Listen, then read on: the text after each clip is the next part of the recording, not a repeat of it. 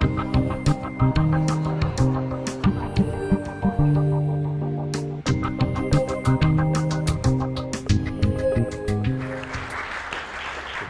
Chen Zhu, professeur de Gauss, chers collègues, chers étudiants, Nimen Hao. Donc, je vais donc vous présenter une filière, enfin des filières particulières. Le professeur Chen Zhu a parlé de Shanghai, mais je vais vous montrer qu'il existe d'autres filières médicales, y compris d'ailleurs celle de Shanghai, dans lesquelles les étudiants chinois peuvent venir. Ce sont des filières francophones sur 4 sites, et je salue le professeur Zhou et le professeur Rongchen qui sont ici aujourd'hui. Ah non, alors il faut peut-être appuyer là. Oui, voilà. Donc en fait, lorsque Laurent de Gauss a parlé, j'ai eu une crainte parce que j'ai mis des dates aussi et j'ai tout de suite vérifié sur mes slides si je ne m'étais pas trompé dans l'histoire de toute cette collaboration, cette longue collaboration médicale francophone en Chine. Et non, mes dates correspondaient. Donc, décidément, j'ai un problème là. Je reviendrai. Voilà. Alors, en fait, ce que j'ai trouvé dans l'histoire, c'est qu'en 1901, la France a créé un hôpital consulaire à Kunming. Cet hôpital consulaire s'est appelé en 1914, s'est appelé l'hôpital Calmette. On a d'ailleurs fêté, j'étais il y a 3 semaines à Kunming pour fêter les 100 ans de cet hôpital et inaugurer le nouvel hôpital. Parallèlement, je ne vais pas revenir sur ceci, il y a eu à Shanghai tout ce que Laurent de Gauss et le professeur Chen Zhu vous ont dit, la création à partir de Rujin et à partir de différentes formes, des créations donc d'une filière de formation médicale déjà bien avant les années 85. Alors pourquoi je prends l'année 96, c'est qu'en année 96, Guy Vincendon de Strasbourg et Bernard Montaville ont fait un rapport pour le ministère concernant ces problèmes d'éducation, de collaboration médicale. Et j'estime que c'est à partir de cette date que l'on peut dire qu'il y a eu création d'une filière médicale francophone donc sur 4 sites. Le premier site était bien entendu Shanghai, puisqu'il était déjà en place plus ou moins. Les études médicales à Shanghai et aussi à Kunming, qui je crois est un peu une fille de Shanghai, ont commencé dans les années 97. Je veux dire, c'est l'année aussi où je suis venu à Wuhan, dans le cadre d'une mission en fait, de ma région, et on a signé un accord avec l'université médicale du Hubei, qui est devenue par la suite l'université de Wuhan. Et puis en 2000, sur l'initiative du professeur Rennes, une filière, et le français a été enseigné à Kunming. En 2006, le président Chirac est venu, dans le cadre du 40e anniversaire un peu retardé, est venu à Wuhan et a inauguré d'ailleurs le nouvel hôpital avec le professeur Zhou. Et puis, nous avons, parce que j'estime, comme l'a souligné Laurent de Gauss, nous avons tenté, et avec une expérience moins longue, de créer un laboratoire de recherche, parce qu'il me semble que la recherche et la formation médicale sont très liées. Alors ces filières médicales, donc, que vous avez vues sont au nombre de 4, se réunissent maintenant tout à fait régulièrement, avec une coordination du conseiller de l'ambassade de France. Une réunion a eu lieu à Chongqing en 2010, une en 2012, et la semaine dernière, nous nous sommes réunis. On était 80 personnes à peu près de France et de Chine à Wuhan pour évoquer justement le problème de ces filières. Alors donc ces filières sont au nombre de 4. Elles collaborent avec différents hôpitaux français. Ça répondra éventuellement à la question d'un étudiant tout à l'heure, qui sont répartis sur le territoire national. Voilà les différentes villes qui collaborent. Alors ces villes collaborent spécifiquement ou non spécifiquement avec une des filières particulières. Il y a, du côté français, pour ceux que ça intéresserait, il y a 3 coordonnateurs. Il y a Guy Vincendon à Strasbourg, il y a Marc Delpech à la PHP à Paris et moi-même. Donc pour tout renseignement, ils peuvent y aller. Sinon, ils peuvent s'adresser à Bruno. Je vais vous appeler Bruno, à Benoît Sepsik, qui est à l'ambassade de France ici. Voilà. Alors comment marche une filière médicale? Alors je crois que vous l'avez eu toute l'explication, je ne vais pas m'étendre, puisque le professeur Chen Zhu a montré celle de Shanghai dans sa conférence. C'est exactement, enfin, à peu de choses près, c'est la même chose dans toutes les villes. Le but est de former, au cours d'un cursus médical chinois, de former des médecins francophones qui peuvent continuer à venir en France, soit pour faire un internat, soit pour faire de la recherche. Alors la sélection des étudiants se fait en première année des études du cursus chinois, après le Gaokao. Et à partir d'une deuxième année, alors j'ai pris celle de Wuhan, je la connais mieux, je m'excuse, mais je crois que d'après les heures et les heures que j'ai vues dans la diapositive du professeur Senzhou, c'est à peu près pareil. À partir de la deuxième année, ils apprennent le français, 10 à 20 heures par semaine la première année, c'est extrêmement chargé, il faut le dire. Et puis, je crois que sur le cursus total, ils ont plus de 600 heures de français au cours de tout le cursus, ils en ont tout le temps. À partir de la deuxième au 7e année du cursus, c'est 8 ans maintenant à Wuhan, comme c'est à Shanghai d'ailleurs, une douzaine de collègues vont venir pendant une semaine à Wuhan et donner des cours de médecine en français en parallèle du cours de spécialité qu'ils sont en train d'étudier. Donc ces professeurs viennent. On a de la chance maintenant, d'ailleurs, on a un avion Paris-Wuhan, d'ailleurs je le signale, ça va beaucoup plus vite pour venir, et donc suivre des cours de français. Tous les ans, au mois de février, je viens avec un collègue et avec 2 collègues chinois. Nous sélectionnons des étudiants de la 5e et de la 7e année, en gros 20-25 étudiants qui viennent faire un stage à Nancy. Stage qui va sans doute être étendu puisque le CHU de Bordeaux veut se joindre à nous pour accueillir des étudiants. 20-25, donc 5e et 7e année, ils viennent un semestre à Nancy, enfin un petit semestre parce qu'il faut qu'ils rentrent pour le Nouvel An chinois qui a lieu début février généralement, enfin mi-février cette année. Puis ils arrivent à la fin de leurs études, donc pour l'instant à Wuhan 7 ans, à partir de dans 2 ans ça sera 8 ans, et ils peuvent avoir 2 voies, enfin 3 voies. La première, ils restent en Chine, ils deviennent résidents dans un hôpital chinois, mais la deuxième, ils peuvent venir dans la mesure où ils parlent bien français et qu'ils ont le B2, c'est l'exigence du gouvernement français. Donc la plupart de nos étudiants ont tous le B2 et c'est pareil dans toutes les autres filières.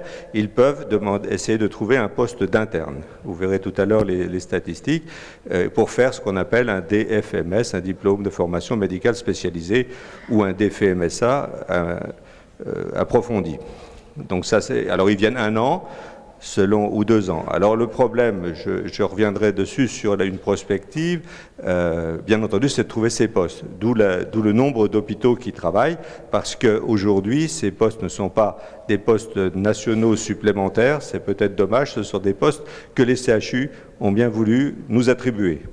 Alors je le dirais, je remercie parce que j'ai un des directeurs de mon hôpital qui est là, ce sont des postes. À Nancy, par exemple, le CHU donne entre 3 et 5 postes par an pour des étudiants. D'autres CHU en donnent, je crois que la PHP en donne, je ne sais pas le nombre exact, mais c'est important. Et la deuxième solution, et généralement beaucoup d'étudiants choisissent les deux, c'est-à-dire qu'ils font un M2 et éventuellement, suivi d'un PhD. Ce qui fait qu'un cursus complet, je viens d'avoir une étudiante qui va rentrer à Wuhan chez le professeur Zhou, elle a fait d'abord un Master 2, elle a fait une thèse, et elle a fait 1 an dans un service d'hématologie, et puis l'hématologie aussi. Et elle rentre donc à Wuhan. Donc ce sont des cursus longs, ce qui permet, j'estime, et je pense que tout le monde pensera comme moi, que c'est très important qu'ils possèdent bien le français et qu'ils puissent lier des liens futurs avec avec leurs collègues et leurs anciens collègues. Alors voilà les statistiques que j'ai tirées. Il y a un rapport que l'on a écrit qu'on a publié la semaine dernière, qui a été édité par l'université de Wuhan. Je pense que ceux qui souhaiteraient l'avoir peuvent demander à Benoît Sevcik ou m'écrire à moi. On s'arrangera pour le faire rééditer par le pôle médical. Donc vous voyez que le nombre de cours par université médicale, ce sont donc des professeurs français qui viennent donc à Wuhan, à Kunming, à Shanghai, à Chongqing. Il y a des stages donc pendant le cursus d'étudiants donc qui sont venus. J'ai pris la période 2008-2014 où j'avais les statistiques. Mais maintenant, et je pense que c'est important aussi dans les collaborations, des étudiants en médecine, 2e, 3e année, viennent maintenant pour faire un stage court. Bon, peut-être dans l'avenir, on arrivera à faire des stages longs à condition de faire reconnaître, si ce sont des internes, leur stage comme validants, mais viennent maintenant passer 2 mois, ce qui leur permet de voir les jeunes étudiants du même âge et des mêmes années. On a fait l'année dernière même un camp, comme ça, où ils se sont rencontrés pendant 1 mois, et il paraît que c'était très bien. Et malgré les petites appréhensions qu'avaient nos étudiants, finalement, ils sont revenus enchantés et font de la pub, je dirais, pour que ceci continue les autres années. Donc, dans les DFMS que je vous disais, au total, il y en a quand même eu pas mal de DFMS qui ont été passés. Je vous dis, les hôpitaux, tous les hôpitaux de la carte de France que vous avez vus, généralement donnent un poste, 2 postes ou plus. Ça, je n'ai pas le détail. Vous voyez, les PhD, c'est pareil, c'est quelque chose qui est lancé dans toutes les filières, c'est très important, les PhD défendus ou en préparation, parce qu'il faut savoir que beaucoup d'étudiants chinois veulent faire un PhD après leurs études et ils ont la possibilité de le faire. Il y a le China Scholarship Council qui donne éventuellement des aides pour 4 ans. Alors la réflexion qui était, c'était de savoir quelle était la prospective du développement de ces programmes. Alors je l'ai divisé en 2 parties. Premièrement, l'enseignement. Deuxièmement, la recherche. Je le répète, je pense que Laurent Degos pensera comme moi, le professeur Shenzhou aussi, c'est très important à mon avis que des étudiants qui repartent, qui ont fait un cursus important, qui parlent français, à mon avis, ils restent en relation, et c'est beaucoup à travers la recherche et la clinique, bien entendu, mais qu'ils peuvent continuer à faire progresser la collaboration franco-chinoise. Alors, il y a des problèmes qui pourraient être améliorés, hein, de toute façon c'est normal. Je pense qu'il y a un exemple qui est très bien, c'est celui de la région lyonnaise, c'est la seule pour l'instant, qui paye un interne pendant 1 an à Shanghai et qui sert donc de correspondant. Ça, je pense que c'est très bien. Si d'autres régions pouvaient le faire, d'avoir dans d'autres régions, ou alors d'avoir des postes nationaux, là je me tourne vers Benoît Sepsik, d'avoir des postes nationaux pour pouvoir, je crois que c'est fondamental. Donc ça, c'est vraiment un progrès qui serait fait. Il faut, je pense aussi, augmenter la synergie entre les 4 filières. Parce que dans le fond, on fait venir des professeurs de différentes facultés de France qui sont volontaires. Donc je crois que pour faire, il faut donc avoir une certaine synergie. Par exemple, l'hôpital de Kunming, l'université médicale de Kunming nous a demandé si éventuellement 2 ou 3 professeurs qui viennent à Wuhan ne peuvent pas aller à Kunming aussi 2 ou 3 jours. Et je pense que là, ça pose pas de problème, si ce n'est le temps, la liberté de temps pour aller faire un cours à Kunming de 2 jours, c'est-à-dire que 5, 6 heures ou 7 heures de cours. C'est très facile, on repart par canton, il n'y a pas de problème. Il faudrait aussi, il y a beaucoup d'hôpitaux, mais je pense qu'il faut que le nombre d'hôpitaux soit stabilisé et qu'il y ait un espèce d'accord sur tous ces hôpitaux pour participer à ces filières, de façon à ce que ça ne soit pas forcément Wuhan va à Nancy, Shanghai va à la PHP, ou que vraiment les étudiants puissent avoir un peu le choix d'une région de France où ils peuvent aller, c'est-à-dire une collaboration entre les filières. Par exemple, Kunming envoie des étudiants à Strasbourg, à Nancy et à Brest. Tous les ans, ils en envoient 6 pour des périodes assez courtes d'ailleurs. La troisième chose, c'est le recrutement des positions d'internes. Alors je pense qu'il y en a pas mal. Je ne suis pas sûr que toutes les demandes puissent être satisfaites, puisque des questions ont été posées sur certaines spécialités médicales. Mais je ne sais pas si on peut demander plus de 3 ou 4 internes dans des CHU. Donc il faudrait voir comment peut-on justement coordonner ce genre d'activité. Par exemple, le CHU de Bordeaux, il se trouve que son directeur général, notre ancien directeur général, va, je pense, donner 1 ou 2 postes d'internes supplémentaires pour des jeunes qui viendront de Wuhan ou de Shanghai. Je crois qu'il ne faut pas... la dernière chose, c'est la relation avec des étudiants français, c'est-à-dire pas simplement quand les Chinois viennent en France, mais qu'ils aillent eux aussi voir ce que c'est que la culture chinoise, de voir ce que c'est que les hôpitaux chinois. Et je pense, comme nos jeunes futurs agrégés, disons, sont obligés de faire de la mobilité, dans le fond, moi je leur dis toujours, vous pourriez peut-être faire 6 mois de mobilité, on peut vous trouver un service dans la mesure où ça sera reconnu par votre CNU. Et puis alors il y a le e-learning, effectivement, ça peut être intéressant de développer en complément de toutes ces activités. En recherche, je pense qu'il est important de de la recherche. J'insiste là-dessus parce que c'était vraiment un des souhaits au moment où je me suis investi dans cette formation.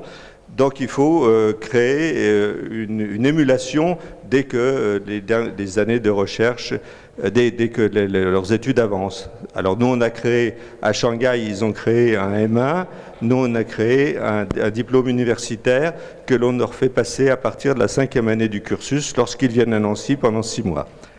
Et puis la deuxième chose après, bien entendu, c'est de préparer un Master 2 ou un PhD du côté recherche. Alors, il y a, je crois que ça a été signalé, l'Académie nationale de médecine donne depuis 2010 une aide. C'est Jacques Caen qui a lancé cette idée avec d'autres, d'ailleurs, d'autres aides, le CSC et autres. Et il y a l'intérêt, c'est donc de faire préparer des Master 2 dans le pays, en France, par des étudiants.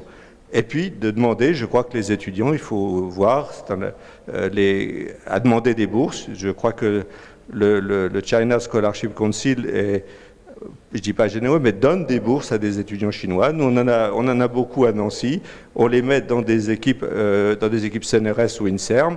Et au bout de 4 ans, ils repartent généralement, enfin, ils repartent tous avec un PhD parce que ce sont quand même des étudiants hautement sélectionnés.